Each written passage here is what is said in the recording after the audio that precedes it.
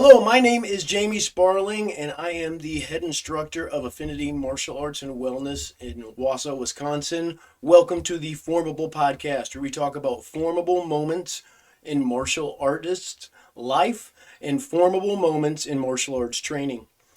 Today, I have my good friend Justin Morris here with me, and just recently, we've been conversing a lot about my new AIM program. And there's going to be an announcement that'll be coming out soon. But what that is Affinity Integrated Martial Arts, and it'll be an online as well as in-house program at my school. And so I've been talking a lot about rank, what rank really means, and what happens when you give the wrong rank.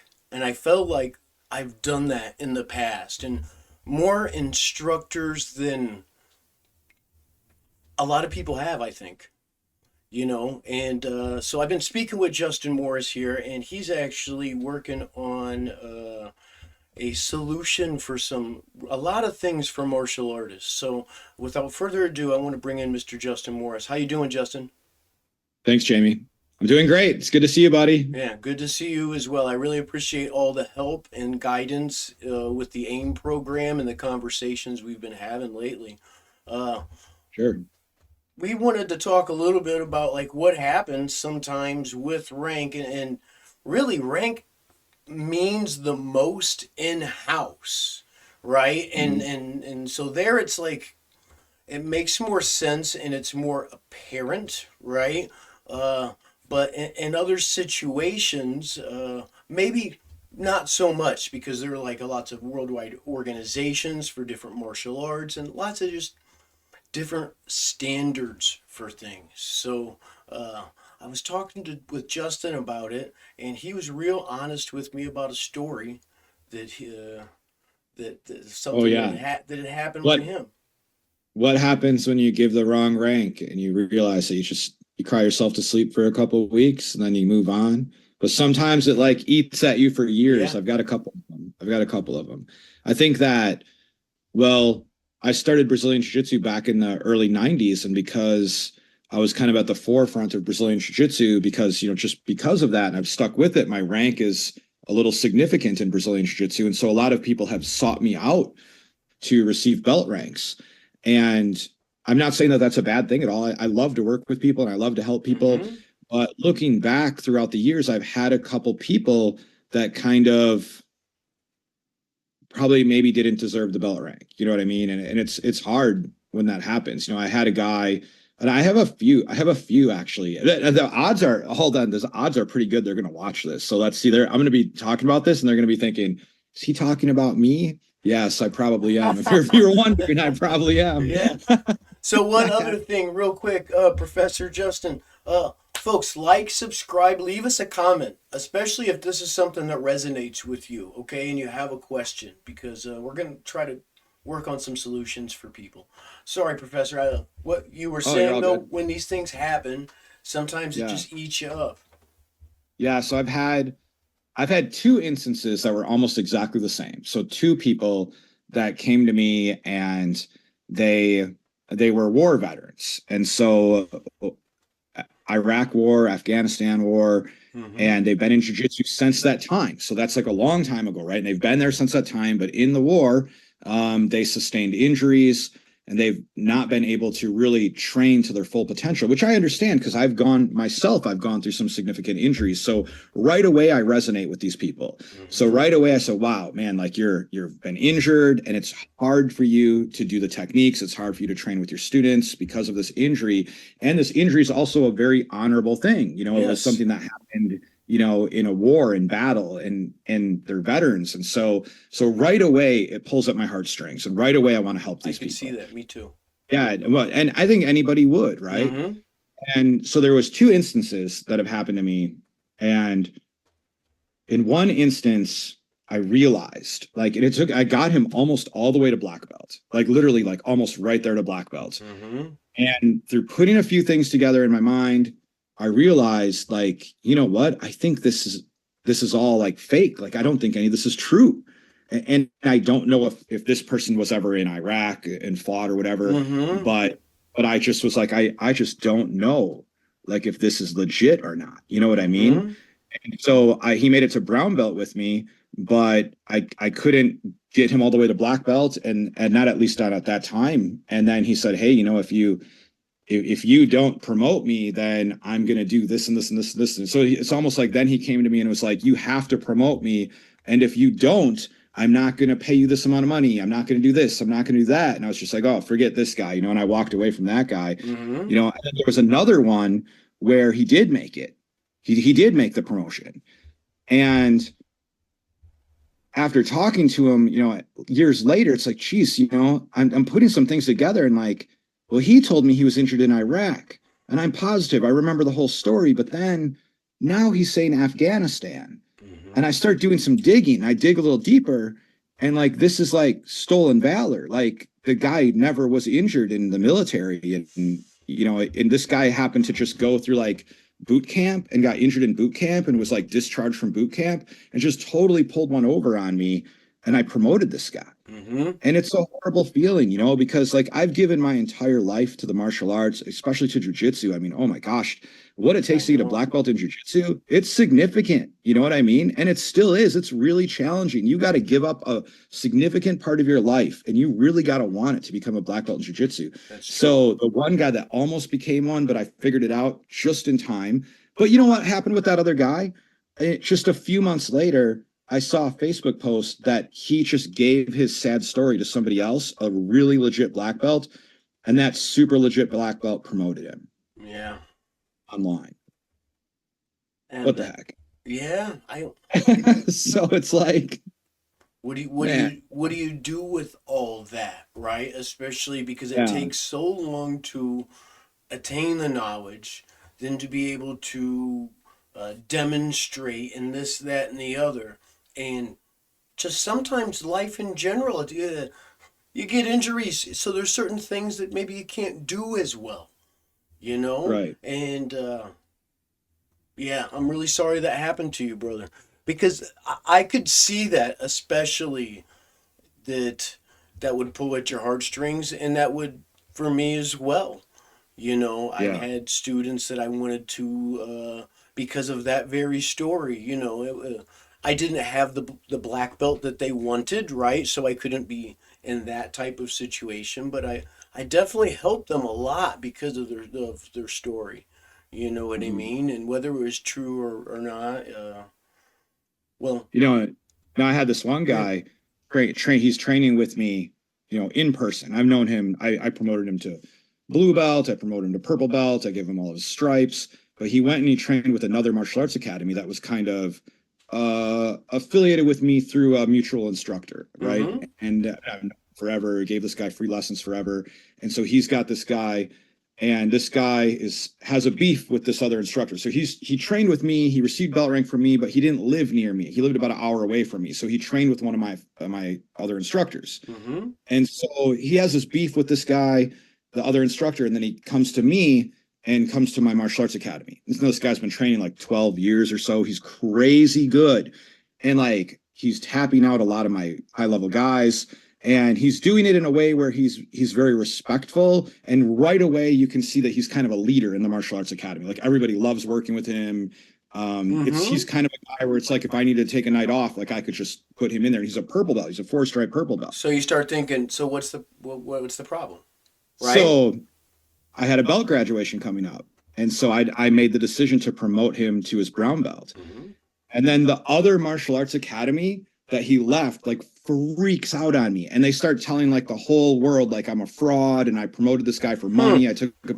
I don't charge for high level belt promotions like that. I don't want anyone to think that they bought a belt from me, so I don't even charge for it. Mm-hmm. But this other martial art academy, they just go on this massive rant, and they're just like, they put all this horrible things out there on the internet about me and just said that I'm a big fraud.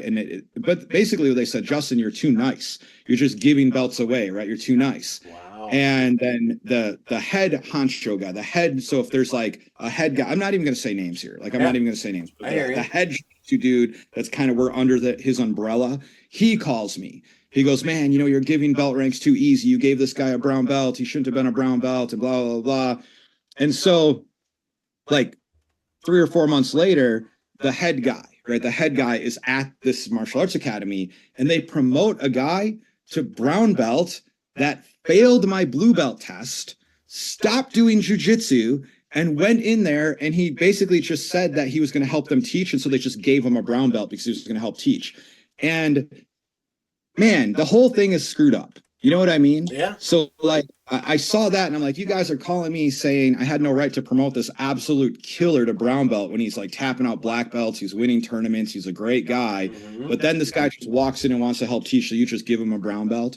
And they didn't even, and they're very into like follow the IBJJF standards, which is for another video maybe, or maybe this one even, but they didn't even follow those standards. And so many things like this have happened. I just thought, you know, there has to be a better way. There has to be a way that we can help acknowledge belt ranks and we can be a little more legitimate so we don't have bad belt ranks. And also, sometimes people are very deserving of a belt rank, but they have no way to get it. There's no way to get that belt rank. So you have both. You have people that cannot get the belt ranks and they deserve it, and you have people that should not have the belt ranks and they're finding ways to get them. Can I So circle back around really fast, Professor, okay? Just because you were the 6th or 7th person in Wisconsin, right, to get your Brazilian Jiu-Jitsu black belt? Yeah, so I was the 6th person in the state of Wisconsin to receive a Brazilian Jiu-Jitsu black belt. But with that said, I was the first person to actually teach Brazilian Jiu-Jitsu and have a Brazilian Jiu-Jitsu academy. I'm just going to say I'm a little bit of a slow learner. There's a few people in the state of Wisconsin that I was training with, and we were just all training partners that were just very like natural, gifted athletes. Henry Matamoros comes to mind, if anyone knows who that is. Red Schaefer, who fought in the UFC. There's a few of these guys who are just phenomenal athletes, you know, way ahead of me on that athleticism, and just picked up jiu-jitsu really fast. So it did bring me as a 6th black belt in Wisconsin, but the first person to actually open a Brazilian Jiu-Jitsu academy. And the reason I bring that up is for local academies in that way. All right. Almost like a Kevin Bacon. So when you have that much history, somebody's student has trained with somebody who has trained with you. Yeah. Okay. It's really going to be hard to find somebody who doesn't have some kind of connection to my martial arts academy at in my one state. point or another in their jiu-jitsu journey. Yeah. Right. Okay. Excellent. And I think that's important in the midst of just establishing. Well, anyway, you were there at the very beginning, and they didn't give those things away. No, and we still don't. Right? Yeah, we shouldn't. absolutely. We still shouldn't. And so what I'm trying to do is, you know, I have an online program, Team Third Heaven. We have a really amazing curriculum. We're doing things to try to help martial arts academy owners. I've always had a big heart and a big passion to help martial arts academy owners. I know how it can be challenging to own a martial arts school. I know the struggles that martial arts academy owners face.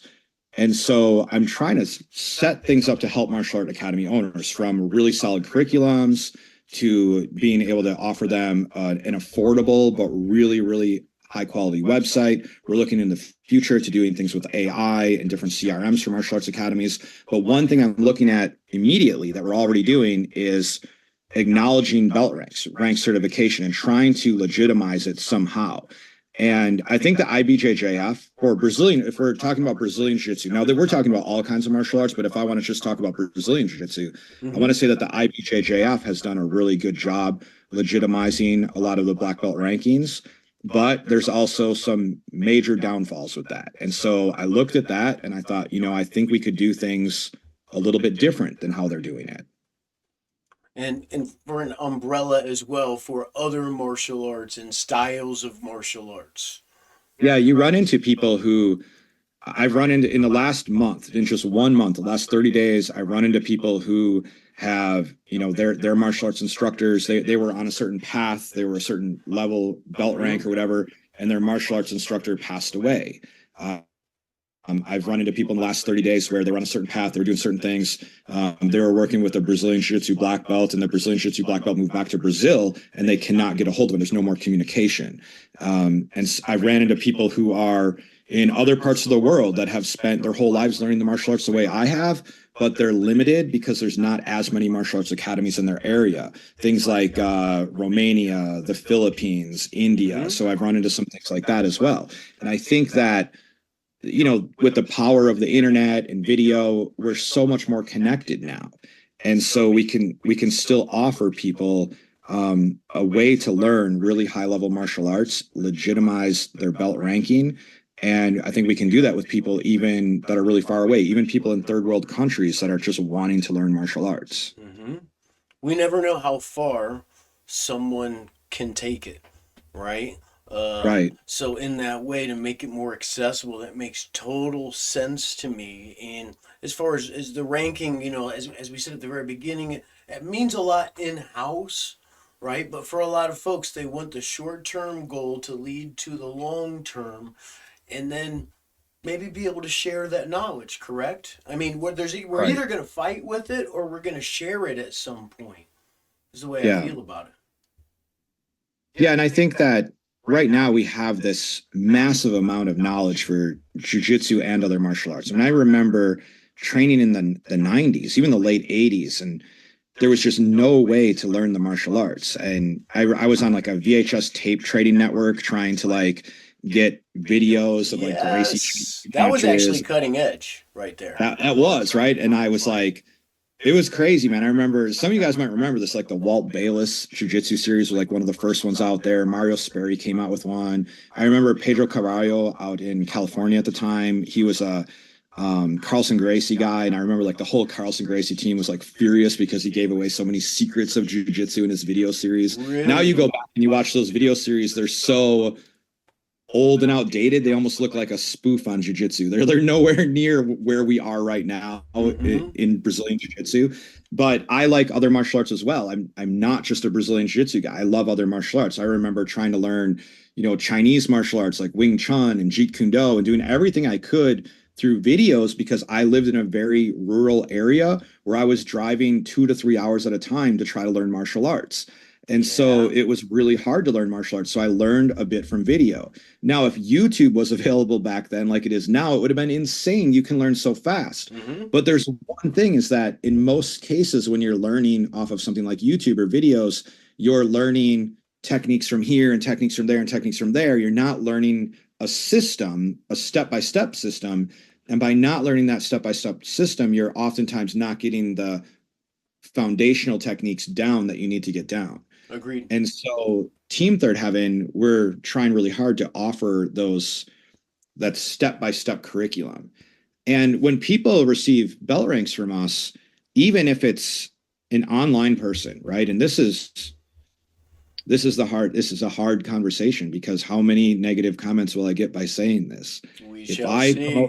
I'll get them too. The way it is. And if I promote someone online who's been training with me, man, I've got, I just promoted a guy. I'm just going to say it. I just promoted a guy in Romania, Demetrius, promoted him to his blue belt online. I've not promoted very many people online. It's almost all in person. He lives in Romania, man. He's not going to be able to come out to the United States and spend $5,000 to get here, man. They don't have that kind of money there. Yeah. And I'm watching his video that he sent me back. I'm watching the curriculum, and it is absolutely beautiful. Like you can tell, like he's a real martial artist. Like it's super good. Him and his wife are sending me back videos together, and I'm able to watch them and critique them and send videos back.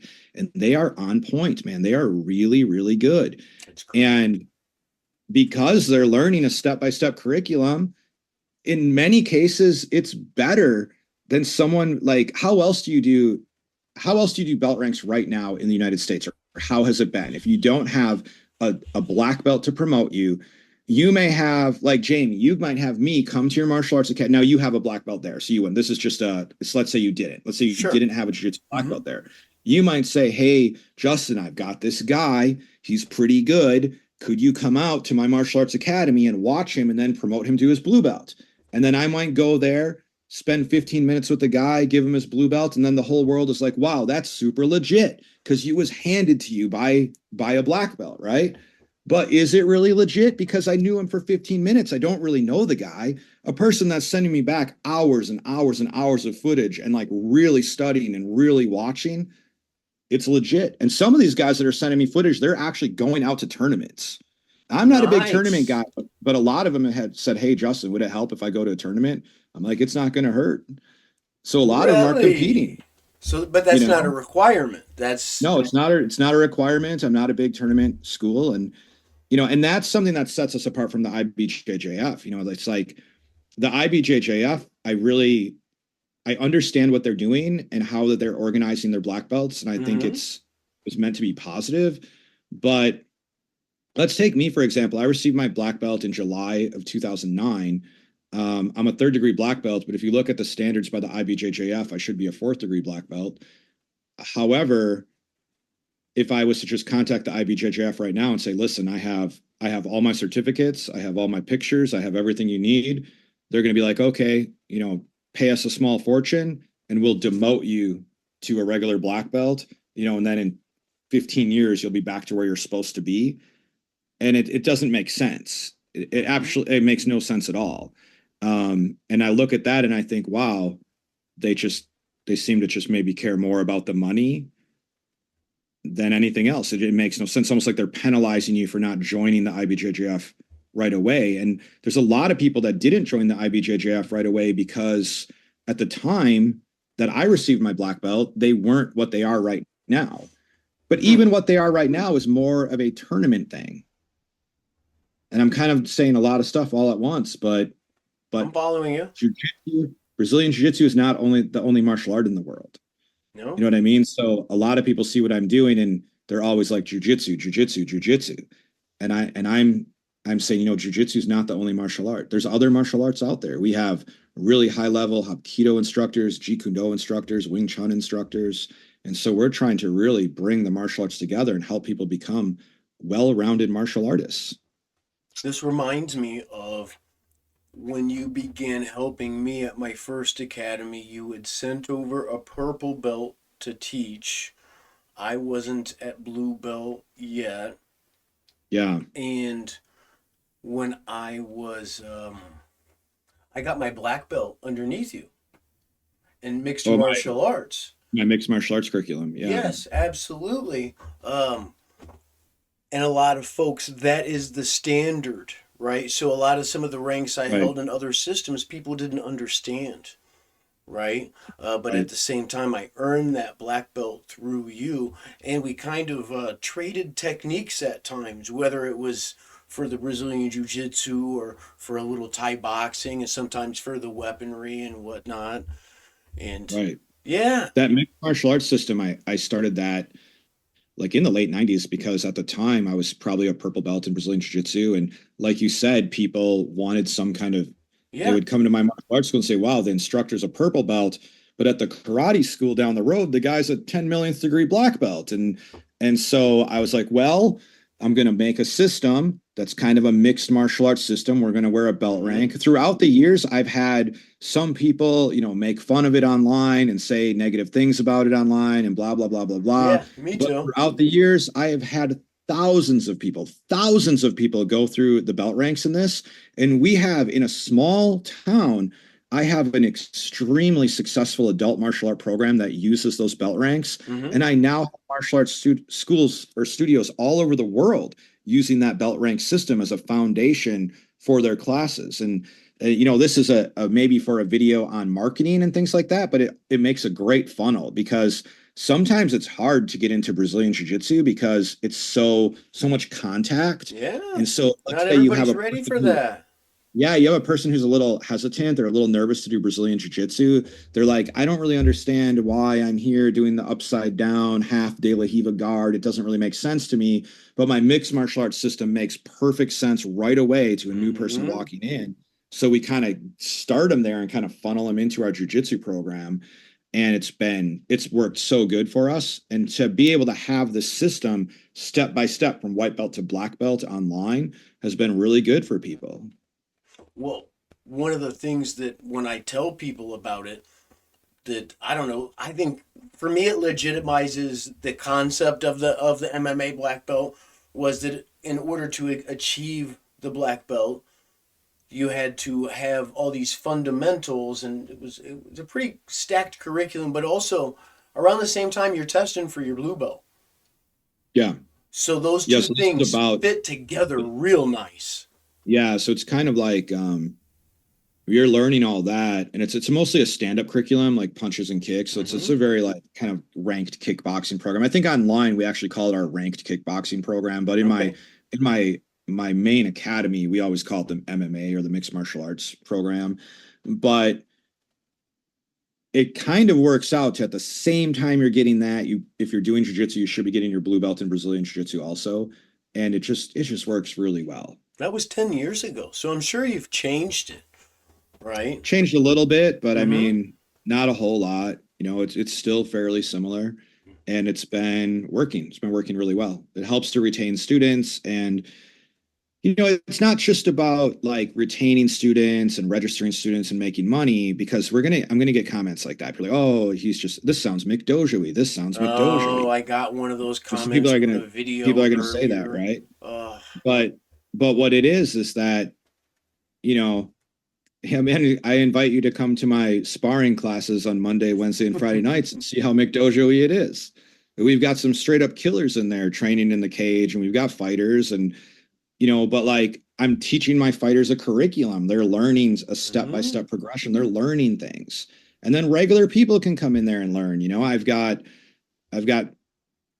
well, in my classes, I've got tons of, fathers training with their daughters. And I just had a mother daughter team up, get their black belt together. That's But, cool. I've been to a lot of black belt, promotions, and I've sat in at black belt promotions. And like, all I can think of is like, wow, like my students are like super legit. Like Yeah. they're really good. They Mhm. really have a good understanding of different ranges of self-defense, different ranges of fighting, and I think we're producing very good martial artists. I agree. I mean, just recently I came down to work on the AIM program. I brought one of my guys, and he did your sparring, and then he did some All wrestling, and right, we yeah, did BJJ, and we had fun and learned a ton, as we say. It was great. yeah, It was great, and it's hard to have that family environment sometimes when you have different skill levels together. But you guys do a very good balance there yeah. at Third Heaven, which we appreciate. Well, thank you. I appreciate that. Yeah, of And course, buddy. I guess I'm trying to bring that to the world through our online programs. I think like I'm in this little rural community, and I can Mm-hmm. only reach so many people. And the way to reach more people is to either open up locations or make my systems available to the world. Mm-hmm. And when I first opened up my online systems like to everyone, I kind of thought that it would be a lot of like jujitsu academies wanting to increase belt rank or things like, I don't know. I had a vision of who the people were going to be that were going to come on board.